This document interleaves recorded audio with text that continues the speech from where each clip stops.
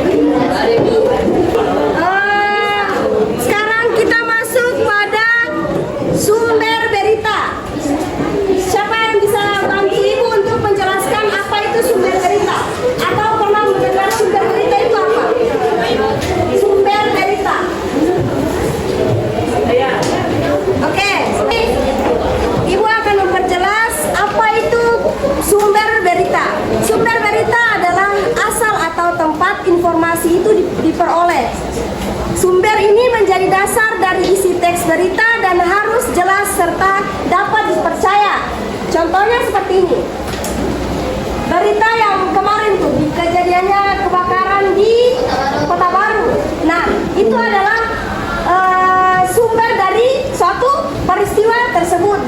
Dari mana? Sumber itu bisa berasal dari satu kejadian atau sumber yang disebarkan melalui media sosial. Sumbernya dari mana? Adik-adik bisa memahami? Bisa? Lanjut ya. Ya. Berikutnya jenis-jenis sumber berita. Tadi kalian tahu jenis-jenis sumber berita? Bisa bantu saya untuk menjelaskan untuk teman-teman yang mana bisa memahami jenis-jenis sumber berita. Bisa salah satunya? Audio. Televisi. Tidak ada yang tahu ya? Nah, sumber berita dapat dikategorikan menjadi dua, yaitu sumber primer dan sumber sekunder. Sumber primer itu apa? Sumber primer itu adalah sumber utama yang terlibat langsung dalam peristiwa, seperti saksi mata. Narasumber itu warga, pejabat, bisa jadi orang-orang yang di sekitaran peristiwa itu terjadi. Selain itu adalah lembaga resmi. Kita masuk ke sumber sekunder. Sumber sekunder itu seperti apa? Sumber sekunder itu adalah sumber yang secara tidak langsung, yang hanya menyampaikan ulang informasi, contohnya dari artikel atau media lain, seperti media online, artikel, media-media yang difokuskan untuk mendapatkan informasi. Kemudian dari dokumen laporan dan yang lain statistik dari instansi tertentu. Kita lanjut, fungsi sumber berita. Adik-adik mungkin kalau suara ibu kecepatan atau tidak bisa dipahami, bisa disampaikan ya, biar adik-adik bisa memahami. Kita masuk ke fungsi berita. Mengapa sumber berita itu penting dicantumkan? Ada yang tahu? Kenapa sampai sumber berita yang kita baca, yang kita dengar itu harus dicantumkan? Supaya ya menjamin kekuatan atau keakuratan dan kejelasan informasi dan meningkatkan kredibilitas suatu berita. Kemudian mencegah penyebaran informasi palsu atau hoax, karena di zaman sekarang kalau kita ingin melihat, kita kan semua punya gadget ya, handphone. Nah, di saat orang-orang itu mengirim opini atau berita-berita yang tidak betul secara kebenarannya, yang tidak benar-benar terjadi, kita yang tidak memahami kira-kira jenis-jenis berita yang baik dan benar seperti apa, sumber-sumbernya juga tidak dicantumkan di situ, kita bakalan termakan hoax yang disampaikan oleh orang-orang di media sosial. Bisa dipahami? Lanjut, yang terakhir adalah memudahkan pembaca melakukan verifikasi terhadap informasi. Misalkan sumber yang dicantumkan, nah adik-adik bisa tuh bisa memudahkan si pembaca atau kita yang mendengar berita tersebut itu dapat memudahkan kita untuk mencari informasi yang disampaikan oleh sumber tersebut. Kemudian yang kelima, cara menyebutkan sumber berita dalam teks. Penulisan sumber berita dalam teks biasanya itu dituliskan secara langsung atau tersirat. Contohnya, yang pertama, menurut, kepada, contohnya BPBD Kota Ternate. Nah, itu adalah sumber dari isi berita tersebut. Misalkan sumber berita ini dari mana dan ke siapa. Nah, ini adalah contohnya, menurut Kepala BPBD Kota Ternate. Itu adalah cara penyebutan sumber yang ada di dalam isi berita. Kemudian ini ada banyak sekali contoh-contohnya. Data dari BMKG menunjukkan bahwa itu adalah sumber dari isi berita, sehingga si pembaca atau kita yang mendengarkan itu kita tahu, oh ini berita ini nih disampaikan oleh ini dan yang menyampaikan itu siapa. Ada pahami adik-adik? Lanjut. Bosan ya?